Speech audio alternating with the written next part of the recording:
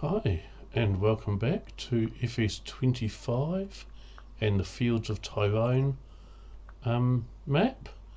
Now, I did manage to work out how to buy this plot of land, so I have now been able to put a doormat down there, which works as both a start trigger, so I start the game here automatically, and also works as a sleep trigger, so I can sleep here.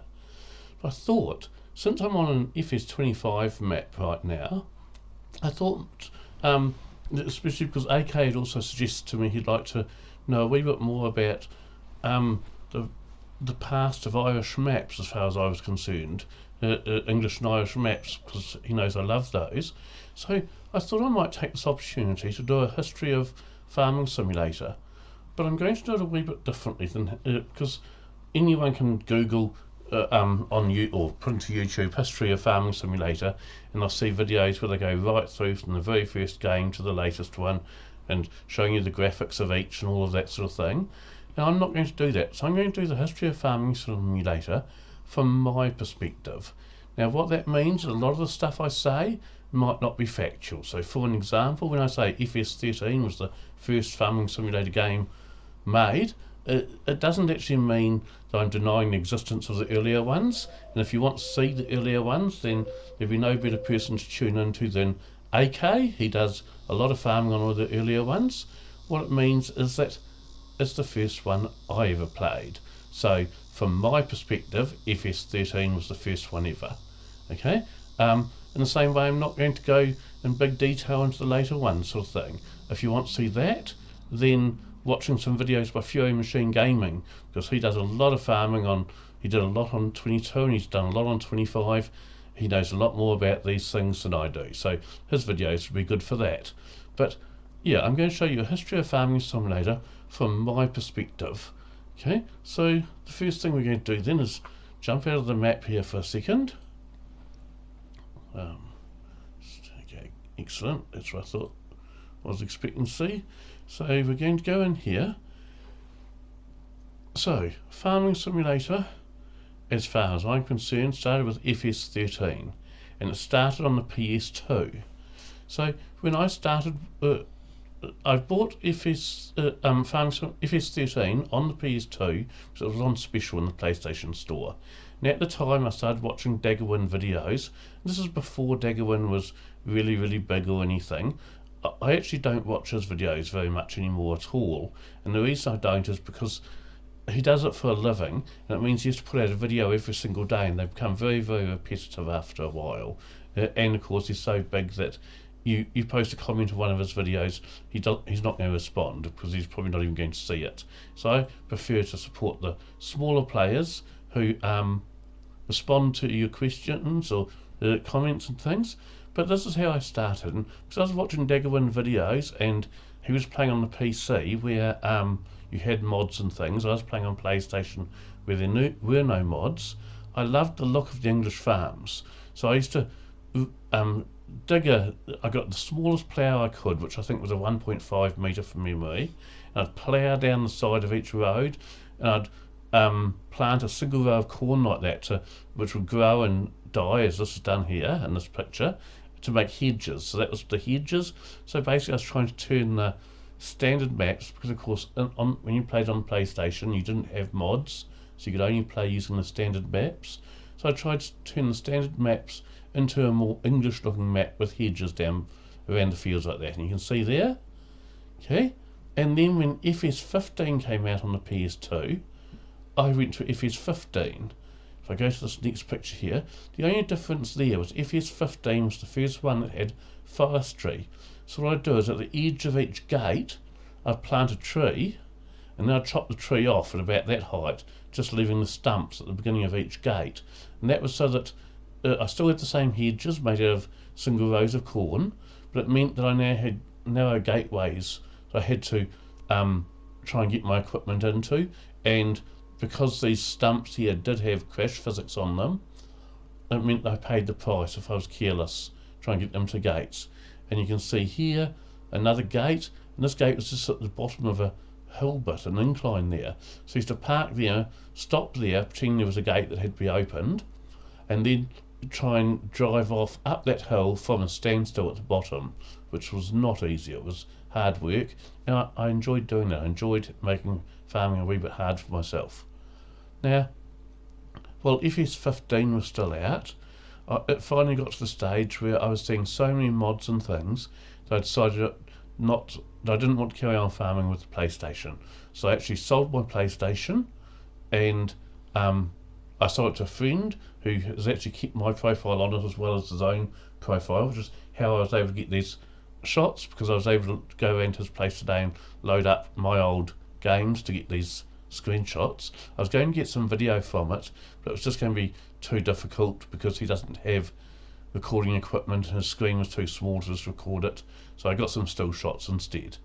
Okay, now when I went from the PlayStation 2 to the PC, I actually went back to FS13 on the PC, and the reason I went back, there's a couple of reasons.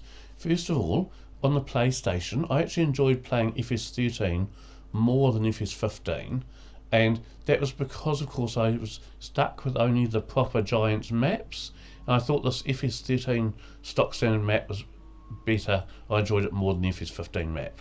So when I got the PC and started doing Farming Simulator, I wanted to go back to FS13. And Coldwood Park Farm, this is the map for Coldwood Park Farm. It was one of my 3 all-time favourite maps ever, I think. Now this one, the blue circle here was actually the main farm. The little orange circle there was the dairy farm, and the yellow circle there was a pig farm. Now what I quite liked about this map is, first of all, going to the yellow farm there was a very narrow, almost single lane road going all the way up here, and it was quite a long road. And I do wish I'd had the ability then to turn that into a gravel road, because to me it felt more like it should be a gravel road, but I had no way of doing that at the time.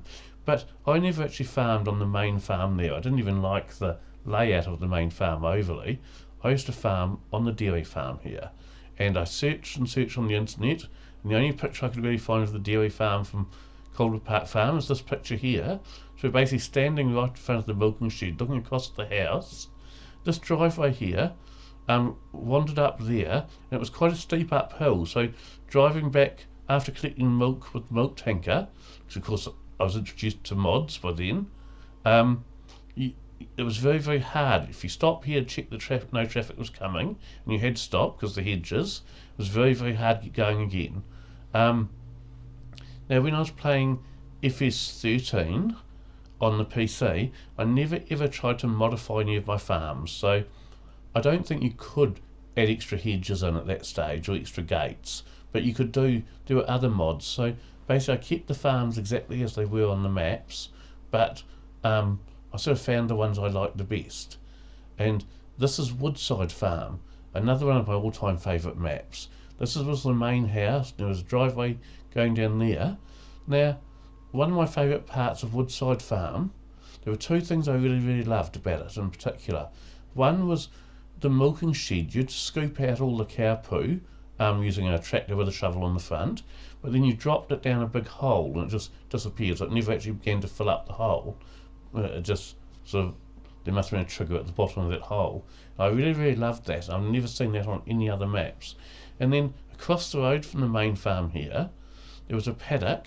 That is this paddock here, but you can't really see what I'm talking about in this shot, but if you've played Woodside Farm before, you'll be familiar with this paddock. It had a couple of lampposts in the middle of the paddock, and they didn't have crash physics on them, so you could drive through them if you wanted to, but I always enjoyed mowing around them and things. So I'd stack bales in the corner of the field here. So that was Woodside Farm, which is another one of my all-time favourite farms. Now, then we got on to FS15. Now this map here wasn't a particularly great map really, Thistle Farm. It wasn't overly well detailed compared to a lot of the FS15 maps. What I really liked about it though was that the milking shed was right at the front of the property here. You drove down past the milking shed to get to the yard behind it. So I quite enjoyed that layout. Now, I should also say that when I went to FS13 on the PC, the game hadn't really found its legs yet from my perspective, and that it was very difficult to do dairy farming. So when I was farming on the PC, I didn't even trying to do dairy farming. It was all crops for me, so I was just planting crops and harvesting crops and selling crops. But when I changed to PC and went back to FS13, that's when I started dairy farming. But the game hadn't really quite found its legs as a dairy farm game yet. So you had the normal paddock of cows that was the standard one in the game, and then there was a placeable cow which didn't have any movement to it whatsoever. So what I used to do is buy all the paddocks on the whole map, place placeable cows in them all so they looked like they were all filled with cows, but I didn't treat the whole map as being my farm. I'd only treat certain paddocks as being my farm. It's just that when I was driving down the road to the shop or something like that, I wanted to see either side of me paddocks full of cows to make it look like it was a dairying area. So that's how it worked on FS13, and it was the same with FS15. It wasn't really designed with dairy farming in mind, so you had placeable cows that you could put in the paddocks, but they didn't actually take any, you didn't have to look after them in any way whatsoever. But yeah, I continued into dairy farming, so I did enjoy Thistle Farm here. Now I do remember, and I've got another photo of Thistle Farm a bit further on, but it just shows the railway crossing and things, which again was pretty cool, and it had a awesome little railway station that kind of looked like this building here, but this isn't it. But it had a little platform alongside it. But yeah, the thing I remember most about Thistle Farm is one, having the milking shed at the front of the yard like that, and two, these paddocks across the road from the main farm, they were both crop fields. They had big pylons on them. The pylons didn't have crash physics in them, so you could drive right through them, but these fields were full of wheat when you loaded the game for the first time, and the wheat just went under the pylon and everywhere because they expect you to just drive through it to harvest it. So one of the first things I did was go out, and you didn't have paintable textures at that stage, so I'd plough up under the pylon, then I'd plant grass so that it looked more like whoever had planted the fields had actually gone around the pylons, which is what you'd have to do in real life, of course. So that was the first change I always made to that if I loaded that one. Yeah. Then we got onto FS17 and I discovered Ballincraig Estate. Now this isn't a very good picture of it because there's writing everywhere. I just want to show you the basic layout. So there was a big hill down there to the yard, and another hill down to the road. You had the a shed there with a little bit of a yard behind it, and more sheds across here. And I've got another, from here you can sort of see more of the valley, how the road, which is down here at the bottom of the driveway, is at the bottom of the valley, and all the hills, all the paddock. So the road went down the middle of the map, and you had paddocks on this side going up the valley, and paddocks on this side going up the valley. So you can sort of see that, but this one's a bit harder to see the yard because all the sheds are in shadow. Now, which is the, and this was the yard in Ballincraig Estate, and all these sheds down here were all to do with cows. So there's a milking shed, there's one with a milking tank in it. Now, in my FS22 version of Ballincraig, I've tried to keep to the original feel of the map. So I'm just going to escape out of there for a minute and go in here, and I'm just going to play a little video here of my Ballincraig Estate FS22. So you see I started here with the barn. Now this was actually meant to be a silo, so if you stand there and press the right button, it'll raise the door, but I always leave that down. I treat it as not being a silo, being a shed. And you can see here how I've tried to keep all these sheds cow related still. So I've got little cow pens here, and I actually used dead leaves under them to make it look like the cows were standing on straw and things. And you see around here, you go around there to get to the diesel tank, and that's how the original Ballincraig map was. That milking shed to our left there is a wee bit different, but about the same feel to it. You've got the yard on the right that we can mow the lawns. This shed was the same. The only real difference between the original Ballincraig and my one is this milking shed here. So this milking shed was already on the FS22 version, and I really like this milking shed. See, it's quite well detailed in there. So I kept this, but my version of this, although it's not exactly the same as the original, it's still got the same feel as the original, and that's why I really, really like this one. And in fact, I'd say the only thing I don't like about the FS22 version, well, how I've got it now, it's awful the way it was actually programmed up. The yard was all opened up and quite not tight or anything like I liked, so I had to change all of that. Okay, but yeah, the only thing I don't like about the FS22 version now that I've done all that rebuild of it is that it still wants to crash every night at midnight, which is kind of annoying. Now, so we've done I think I've done all of Ballincraig pictures now, yes I have. So that's all of the pictures covered. Now when we moved on from FS, so if there were 3 maps that I could have sort of going on throughout every version of Farming Simulator and done well each time, it would be Woodside Farm, Coldwood Park Farm and Ballincraig Estate. Those would be my 3 favourite maps of all time. Now I do really, really love Belly Spring as well, but not quite as much as Ballincraig Estate. Now the other one that I want to show you was with Belly Spring. So when we moved on, when I was talking about those pictures there, we got up as far as FS17, which is where I was playing Ballincraig Estate. FS19, I never really settled on one particular map overly. Or if I did, it was an upgraded version of Ballincraig Estate. And I actually remember quite well that Eustace Farmer had repaired some of it for me, because some of it was beyond my ability to repair at that stage. With FS19 you still couldn't have placeable fences and things like that. So FS22 is where the game really came together as far as I'm concerned. The reason why is, first of all, FS19 was the first one where you could actually have placeable cows that did move, but the problem was that you had to, all the paddocks were rectangular, so even if you put a paddock in another one, all the fenceless paddocks were rectangular, so if you put it inside of another paddock to make it look like the cows were in an English paddock, they'd only stay in one rectangle in the middle of the paddock, plus it had to be very, very flat. It couldn't handle any hills. So FS22 was the first one where you got placeable pastures that could navigate hills and things, and also where you could have any shape of pasture and cows would wander around the whole pasture, and that's because of the extendable pastures mod.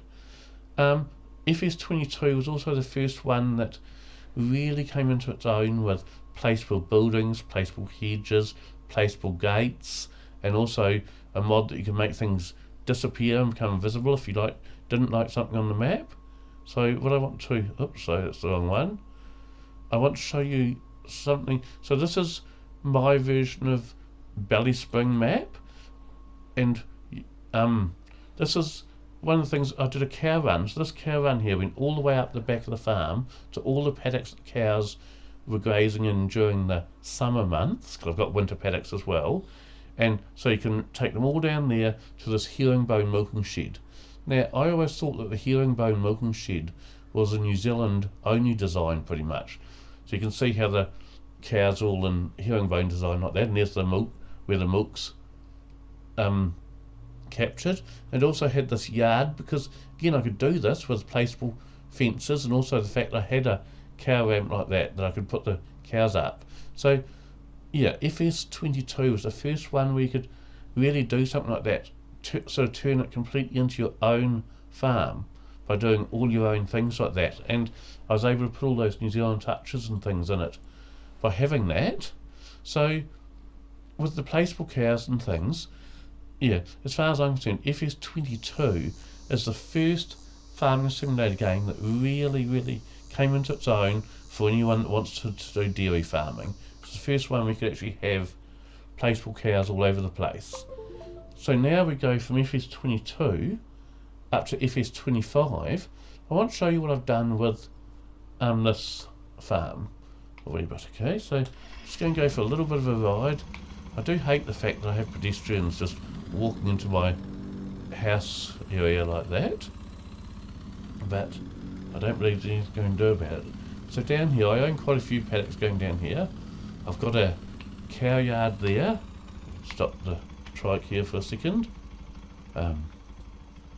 See, FS22 was also the first one that had like three-wheelers and two-wheeled motorbikes and things like that, which again is the kind of thing that you see on New Zealand farm. So you see I've got this loading chute here, and this one's actually a wooden one, so it looks even better than the one that was available for FS22. I really like this one, I must say, being all wooden. I like the way the gates squeal as you open and close them as well. So I've got the little cow yard there, and then if I head back this way a wee bit,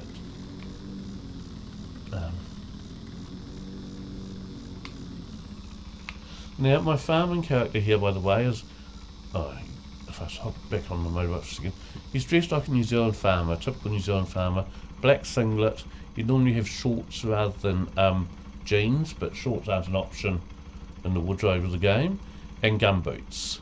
Okay, so, and then in this paddock here, which I've got to plough all this one up and re-sow it in grass. It is going to be a grass paddock, but this is going to be the paddock where I have my bale shed, as you can see. Okay, so, but yes, I have to replant all that because I like having proper planted grass rather than in-game grass sort of thing for any paddocks I'm going to be using to get bales from. Then we go past the house again. Oh, now I will show you at the house here. Oh, and I promised also that in this video I'd show AK how you can see there the grass is waving in the wind. That's a mod that makes it do that or over exaggerates that. I've actually got 3 dog kennels here. Again, that's a mod that allows you to have more than one. As stock standard you only have one. Now the way you see the grass blowing in the wind there, I'll get as close to some trees so you can see it with trees as well, but it does it with everything. It does it with crops especially, and to me that mod just adds a lot of you see I've got some tractors in my tractor shed there already. Now I haven't put a gate in here, and the reason why is we're so close to the edge of the map right here. I actually can't place a gate properly that close to the edge of the map, so we're just going to imagine there's a gate there. Okay, and I've got here paddock with some cows in, and again this is a placeable paddock mod, so if I go in there you can see, yep. So what I might just do is just jump back on there. Now there was another mod I found for this game that I thought sounded really good, but just it's too touchy, and it's called honk to open gates. So what you can do is you pull up to the gates here, you just honk twice like this, and the gate opens. The problem is, I think it just said something there, I don't know. Anyway, the problem is that the mod was too touchy. You had to be parked absolutely straight on to the gate for it to work. And I've got another paddock of cows here, and then I've got 3 more paddocks of cows all going down here, including, and I've made a mistake here and I'm going to have to undo some of it to fix it. You can probably see in the background there already, I've got some floating cows. Now the mod, the expandable pastures mod in FS22 occasionally gave you floating cows like that as well, but nowhere near to the level that I've got them here. Okay, and oh dear, I didn't know the gate opened that way. Never mind, we'll just leave the trike there for the time being. And the reason for that is I've turned this cow thing around the wrong way. If I spun it 180, I wouldn't have that problem. So I have to remove this cow pen and then place it again 180 degrees around from where it is now. Now I won't have the problem of these floating cows I've got there. But I just wanted to show you, as I said, there's another pack of cows even further along there. But I just wanted to show you sort of how I've begun setting up this FS25 farm for myself. Although, one thing I've discovered, and there are some things on FS25, oh come on, that I really love.